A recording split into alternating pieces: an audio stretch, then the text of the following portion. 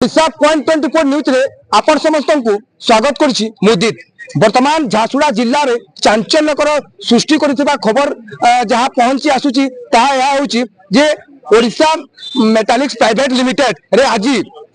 4 जन गुरुतर अछंती एवं 2 जनकर मृत्यु घटी जहाँ समस्त मन में गोटे दुखित हिसाब से घटना बोली समस्ते विवेचित करुचंती। तेबे जदि कहिबा तेबे आज दिन 11टा घटिका समय बर्निफिकेशन प्लेट पड़ी जो कार्यरत श्रमिक माने अछंती पड़ी तेबे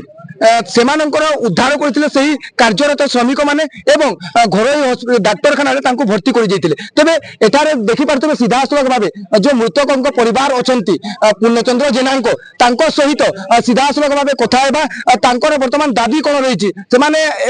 प्लांट सम्मुख रे देखि पारतबे बाहरे स्ट्राइक रे अछंती। जदि कथा कहिबा तेबे